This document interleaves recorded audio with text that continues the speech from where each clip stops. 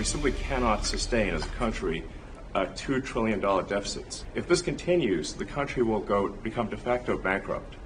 It's not an optional thing, it is an essential thing.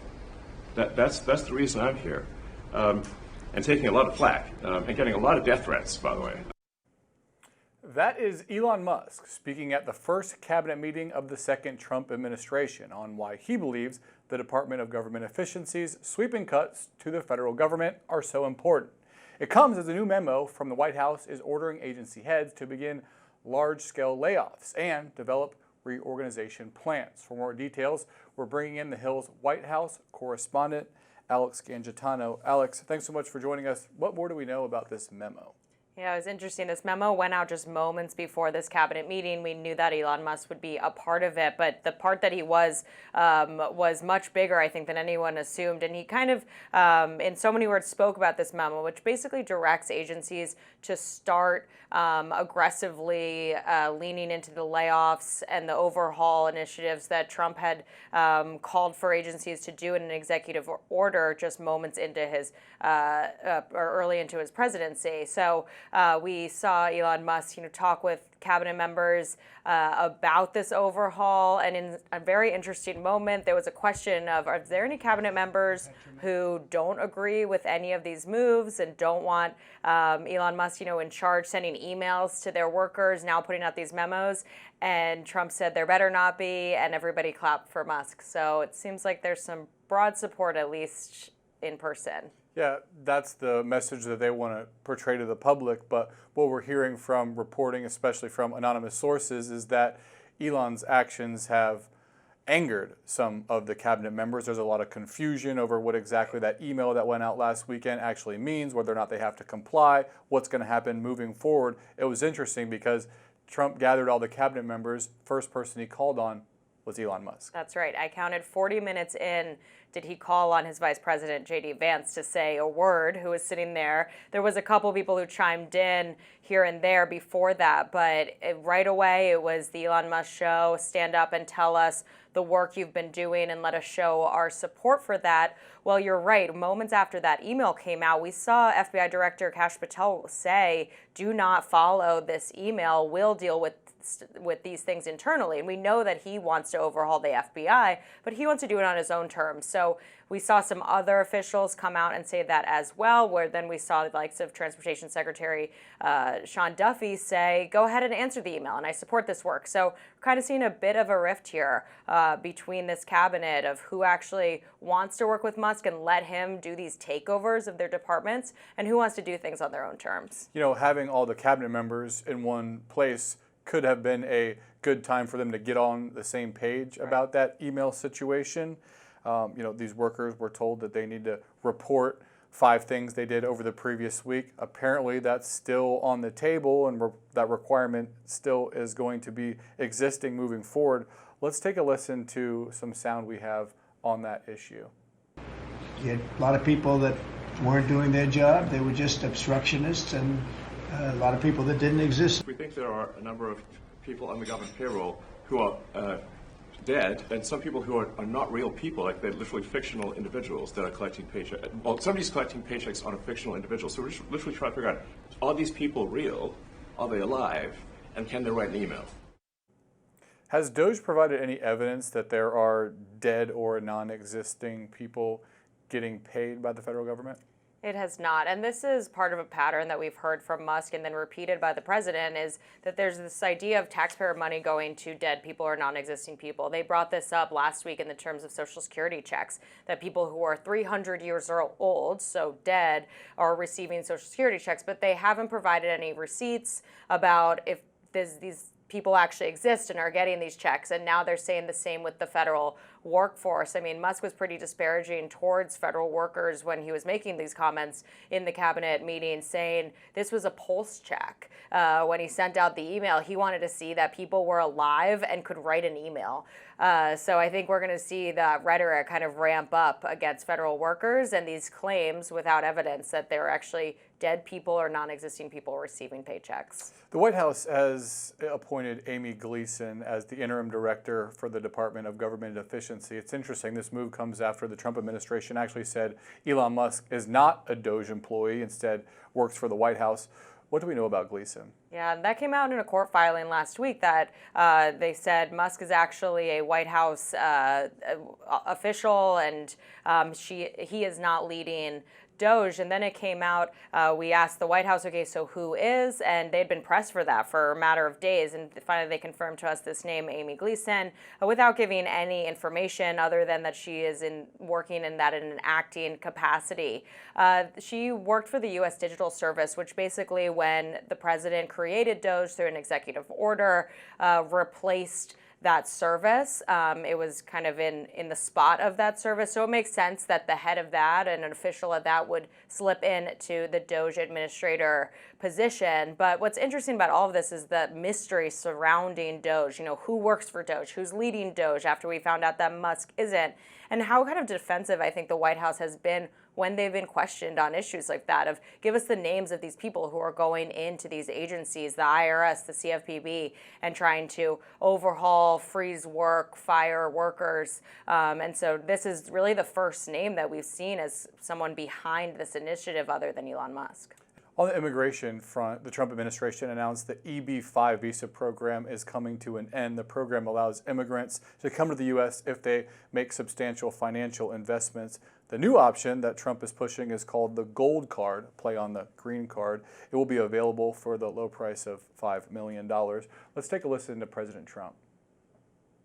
I get calls from, as an example, companies where they want to hire the number one student at a school. A person comes from India, China, Japan, lots of different places. They go to all great schools and they graduate number one in their class, and they're made job offers, but the offer is immediately rescinded because you have no idea whether or not that person can stay in the country. I want to be able to have that person stay in the country.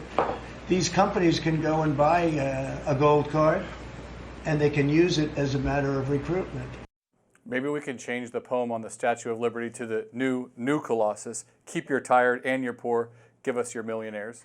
Can Trump do this without Congress? That's the big question. When he announced this in the Oval Office on Tuesday, there was right away, Congress is in charge of immigration and of overhauling our immigration system.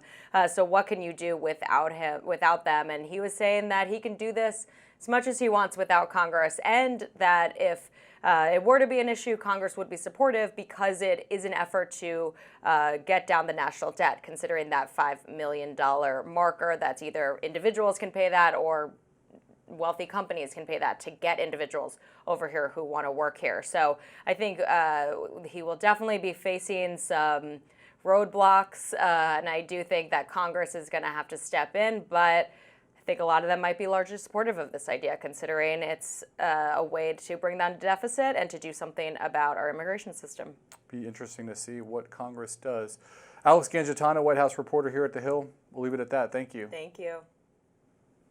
In the span of just several hours yesterday, 3 different federal judges delivered blows to the Trump administration's agenda. We saw an indefinite block to the freeze of federal funding in order to pay foreign aid-related money to government contractors, including nonprofit groups, and a temporary block to Trump's ban on refugees. And this is just the tip of the iceberg.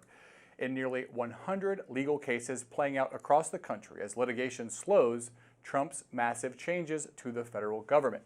Joining me now with updates on these cases and more is The Hill's courts and legal reporter, Zach Schonfeld.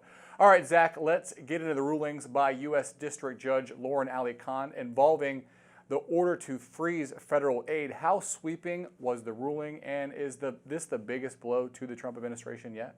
It's certainly quite up there, Drew, and that's because of simply how sweeping this initiative by the administration was. This case goes back to the early days of the Trump administration, where we saw that Office of Management and Budget memo sent out that directed federal agencies to issue an across-the-board pause on federal grants and federal aid.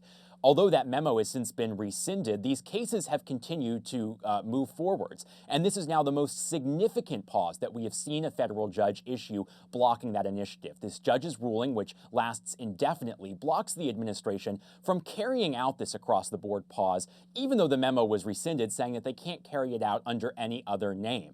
And the judge really, in this ruling, got into just how sweeping the administration's initiative was. Just to read you a part of her ruling, she said, quote, "The breadth of that command is almost unfathomable." So this really is a major blow for the Trump administration. They had already been blocked from carrying out this funding freeze initiative, but this ruling is now set to last much longer than some of the temporary rulings we've seen in recent weeks. And Zach, in another case yesterday, a U.S. district judge in Seattle blocked Trump's efforts to halt the U.S.'s refugee admissions system, something that was implemented by Congress. Could a case like this end up in the Supreme Court to decide if the president has the authority to override Congress? It is possible. Now, this is a ruling from a trial judge, so it's not quite to the Supreme Court yet. The next step, assuming that the Trump administration does want to appeal this ruling, would be to go to the mid-level appeals court. In this case, would be the Ninth Circuit Court. But then once the Ninth Circuit rules in, then the administration, if they so chose, could bring this to the Supreme Court. But as you alluded to, this case really brings up a question of what is the executive branch's authority here versus Congress's authority over the United States' refugee program.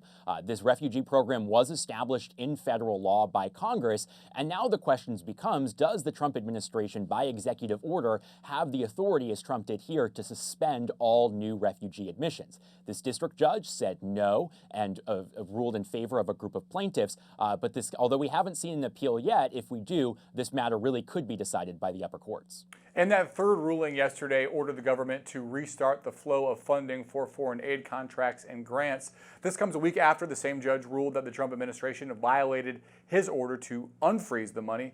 Has the foreign aid begun to flow, or have we seen the administration just ignore rulings? In this case, which is being brought by a group of nonprofits, they're the plaintiffs, they say that that money has not resumed flowing yet. And that's why even after the judge issued his initial block saying that this federal aid and foreign aid has to keep going out, these plaintiffs have come back to court filing multiple motions saying that they don't believe that the administration is complying.